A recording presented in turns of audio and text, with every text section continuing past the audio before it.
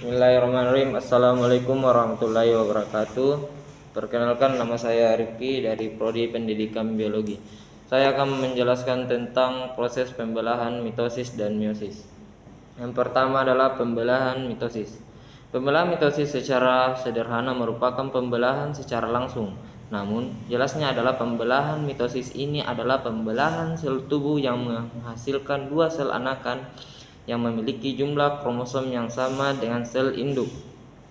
Pembelahan mitosis biasanya terjadi pada sel-sel seperti eukariotik karena sel ini memiliki organel yang membutuhkan oleh mitosis, seperti inti sel, membran sel, dan mitokondria.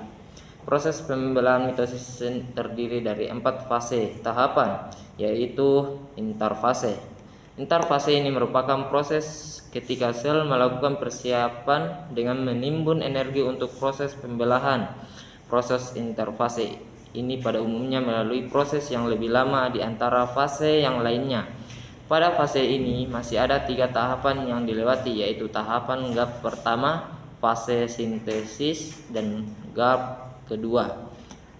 Fase gap pertama merupakan tahapan saat sel mengalami pertumbuhan dan perkembangan dengan ditandai perkembangan cairan sel, organel sel, serta sintesis dari bahan yang akan digunakan pada fase S. Setelah melewati fase gap pertama, sel kemudian melalui fase S atau sintesis. Pada fase ini, sel melakukan duplikasi DNA sebagai materi genetik yang diturunkan ke sel anak. Alhasil, DNA akan menghasilkan 2 salinan. Kemudian pada fase kedua, terjadilah peningkatan sintesis protein yang merupakan proses persiapan terakhir dari interfase. Tahapan kedua itu profase.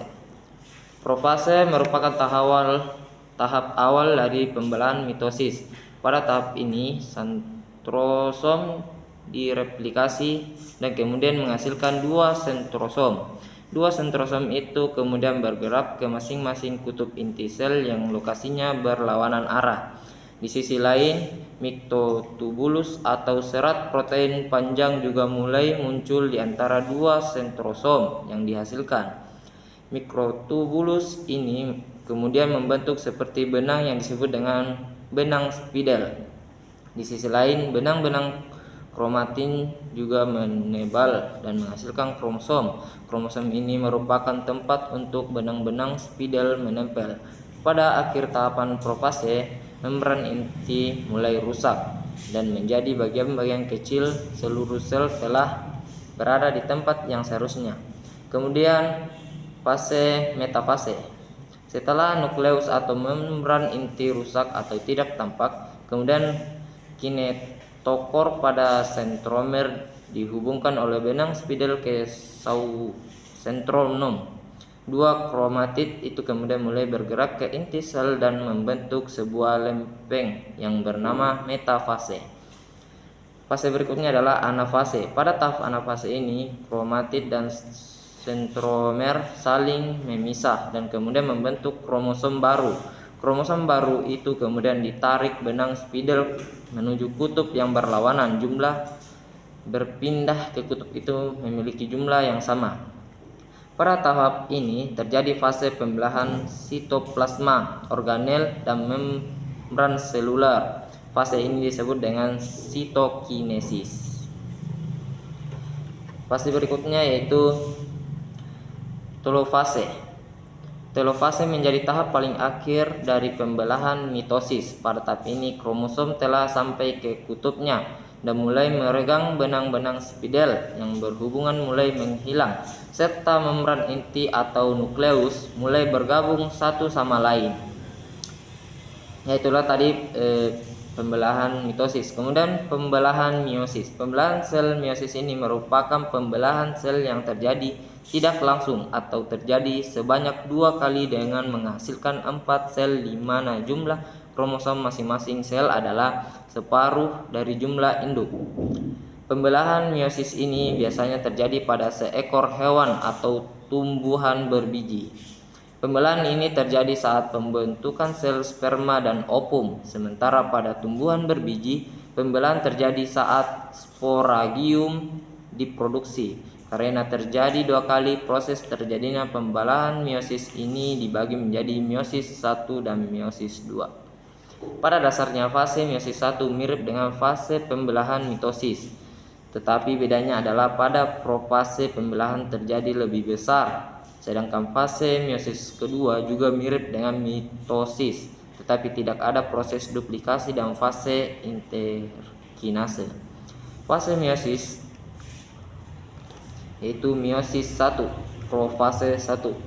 Fase pertama dari profase 1 adalah fase telepotan di mana kromatin berubah menjadi kromosom yang terdiri dari 2 kromatid. Kemudian disusun dengan fase zigoten, yaitu ketiga kromosom sudah saling berdampingan sesuai dengan homolognya. Kemudian tahapan selanjutnya adalah fase yang dinamakan pakitan yang melakukan duplikasi terhadap kromosom untuk membentuk kromosom tetrad. Fase keempat adalah fase Pitloten, di mana kiasma berpindah secara menyilang. Fase terakhirnya adalah diagnesis, yaitu ketika membran inti atau nukleus mulai menghilang.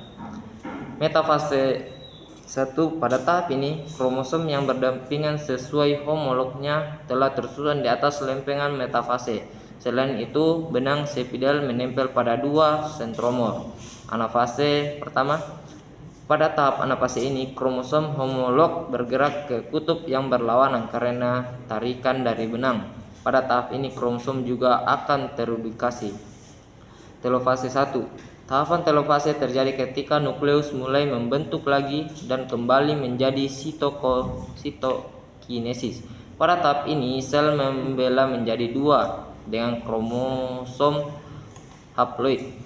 Setelah itu terjadilah tahapan interkinesis yang menjadi akhir dari tahapan pertama dan awal tahapan kedua menuju ke tahapan mitosis 2. Meiosis kedua yaitu profase 2. Pada tahap profase 2, sentrosom mulai membelah menjadi 2 dan bergerak ke kutub yang berlawanan. Di samping itu, kromosom mendek tetapi menebal. Sementara itu, nukleus mulai menghilang dan benang sepidal mulai terbentuk. Metafase 2. Pada tahap ini kromosom sudah tersusun rapi. Benang-benang sepidal sudah dekat pada strosomer dan pada tahap ini kromosom sudah tersusun rapi. Dan ujung yang lainnya sudah menempel pada kutub yang berlawanan. Anafase kedua. Tahapan anafase ini terjadi ketika kromatid berbisa telah ditarik menuju ke kutub berlawanan. Setelah dipisah, kromatid ini berubah menjadi kromosom. Telofase 2. Telofase 2 menjadi tahapan akhir dari pembelahan meiosis. Pada tahapan ini benang sepidal sudah hilang, membran inti sel terlihat dan sitokinesis berlangsung. Akhirnya muncullah 4 sel anak di mana jumlah kromosom hanya separuh dari masing-masing sel induk. Itulah tadi proses pembelahan mitosis dan meiosis. Sekian dari saya. Wassalamualaikum warahmatullahi wabarakatuh.